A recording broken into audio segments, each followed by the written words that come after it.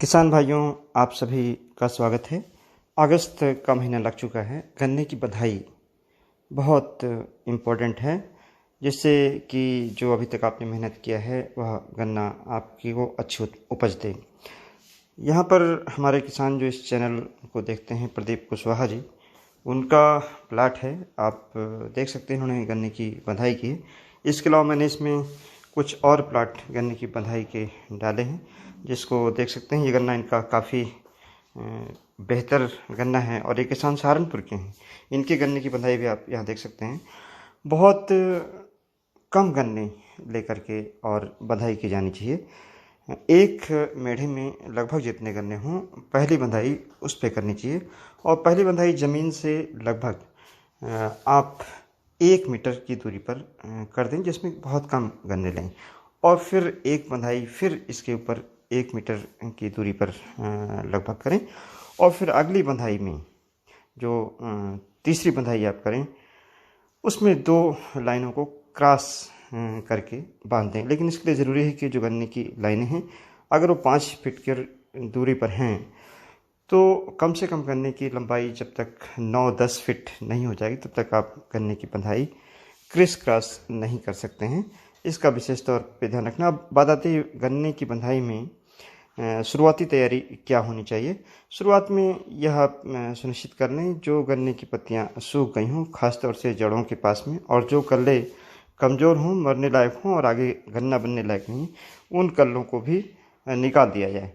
दूसरी जो रिक्वायरमेंट है, किस चीज़ से बांधा जाना चाहिए, गन्ने की जो सूखी पत्तियां हैं उनसे बंधाई करें। बहुत सारे किसान भाई रस्सी से गन्ने को बांधना शुरू करते हैं। रस्सी से नहीं बांधना है। जब भी रस्सी से बांधेंगे तो गन्ना गिरेगा, और उसका एक कारण ये भी है कि रस्सियाँ जब धूप लगती है तो ये फैल जाती हैं। इसके अलावा जो किसान भाइयों को विशेष ध्यान गन्ने की बंधाई के समय रखना है, किसी तरह से आपको गन्ने की जो लंबाई है उसको कम करना है। इसका तरीका ये हो सकता है कि जब बारिश हो रही हो उस समय गन्ने को आप बड़े लॉक्स लेकर के, डंडे लेकर के, और गन्ने को एक तरफ झुका दें। जिन 2 लाइनों को आपस में बांधना हो उनको पहले झुका दें और फिर क्रिस क्रॉस करके बांध दें। क्रिस क्रॉस जब आप कर देते हैं, आपको लगता है कि गन्ना हमारा झुक गया है, इधर का उधर निकल गया, लेकिन बाद में चूँकि इसमें ट्रॉपिज्म होता है, जिसके कारण गन्ना ऊपर को बढ़ता है। जब आप गन्ने को क्रिस क्रॉस करके बांधेंगे, कैंची के तरीके से बांधेंगे, तब ये गन्ना फिर सीधा हो जाएगा और आपस में फंस जाता है, जिससे गिरता नहीं। लेकिन यहाँ पर जो सबसे ज़्यादा सावधानी रखने की बात है कि किसान भाई जल्दी बधाई करने के उद्देश्य से ज़्यादा गन्ने एक साथ बांध देते हैं। होता क्या है, जब ज़्यादा गन्ने एक साथ बंध जाते हैं तो गन्ने का जो अगोला है उसका वज़न बढ़ जाता है, और जहाँ से 2 लाइनों को आप बांधते हैं वहीं से गन्ना झुकने लगता है और गिर जाता है। इसका आपको ध्यान रखना है कि ज़्यादा गन्ने लेकर ना बांधें। जब भी बांधें, कम गन्ने, दोनों लाइनों के 6-7 गन्ने, इससे ज़्यादा गन्ने ना लें। हाँ, कहीं कहीं टिल्लिंग ज़्यादा होती है, 11 गन्ने तक हो सकते हैं एक क्लम्प में, उनको आप आपस में बांध सकते हैं। अगर बहुत ज़्यादा लंबाई है, 17 फीट 18 फीट गन्ने की लंबाई किसान भाई हो रही है, तो बीच में बांस के टुकड़े लगा करके और फिर गन्ने की बीच की जो लाइन है, जिनको 2 लाइनों को आपने मिलाया है, इनको आप सपोर्ट करके और बांध सकते हैं, तब जा कर के यह रुकेगी। दूसरा एक तरीका, अगर किसान भाई गन्ने को नहीं बांधना चाहते हैं, तो ऐसी दशा में 3 लाइनों को आपस में एक साथ मिला करके और एक प्रबंधन कर सकते हैं, जिससे गन्ना आपका नहीं गिरेगा। अभी आप देखेंगे, हम अगली जो इसमें अगला जो फोटो है उसमें पड़ा हुआ है, यानी जो बीच की लाइन है उसको हम सीधा खड़ा रहने देते हैं और किनारे की जो 2 लाइनें हैं उसको बीच की लाइन के सहारे झुका देते हैं।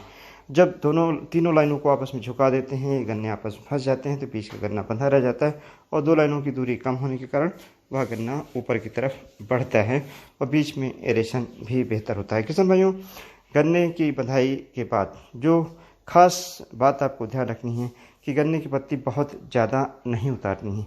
अगर गन्ने की बहुत ज़्यादा पत्तियाँ आप उतार देते हैं और यूरिया खाद, खास तौर से यूरिया का अगर एप्लीकेशन करते हैं, धूप लगती है, तो गन्ने में स्प्राउटिंग यानी जो बड हैं वह कल्ले दे देती हैं। इस प्रक्रिया को रोकने के लिए ज़रूरी है कि गन्ने की पत्तियों को ज़्यादा ऊपर तक न हटाएं, चूँकि धूप लगती है तो कल्ले भी निकलते हैं और साथ में जो गन्ने की जड़ है वहाँ से भी टिलर्स निकल आते हैं। किसान भाइयों, गन्ने की पत्ती हटाएं, जो पीली पत्तियां हैं, सूखी पत्तियां हैं, उनको हटा दें। जो पतले गन्ने हैं उनको हटा दें। कुछ गन्ने ऐसे होंगे जिसमें आगोला नहीं होगा, ऐसे गन्नों को बिल्कुल निश्चित तौर से अपने खेत से हटा दें। अब बात आती है कि गन्ने की बंधाई के बाद क्या फर्टिलाइज़र का एप्लीकेशन कर सकते हैं। हाँ, गन्ने की बंधाई के बाद फर्टिलाइज़र का एप्लीकेशन किसान भाई कर सकते हैं, लेकिन इसमें ये ज़रूरी है कि जब फर्टिलाइज़र आप डालें तो पोटेशिक फर्टिलाइज़र का प्रयोग करें। ख़ास तौर से इस समय आपने देखा होगा, ये देखिए 3 लाइनों को यहाँ पर झुकाया गया और इन तीनों लाइनों को आपस में आप इस तरीके से बांध करके गन्ने को रोक सकते हैं। जब पोटेशिक फर्टिलाइज़र में जैविक जो पोटाश आती है उसको डालें। सिंगल सुपर फास्फेट आप डाल सकते हैं, जरूरी नहीं कि गन्ने की जड़ों के पास डालें। और यूरिया बहुत कम डालें। 1 एकड़ में ज़्यादा से ज़्यादा 10 से 12 किलो यूरिया जो आपकी जैविक पोटाश है और सिंगल सुपर फास्फेट उसमें मिला सकते हैं। मुझे उम्मीद है आप सभी को इससे फ़ायदा मिलेगा। धन्यवाद। जय हिंद, जय भारत।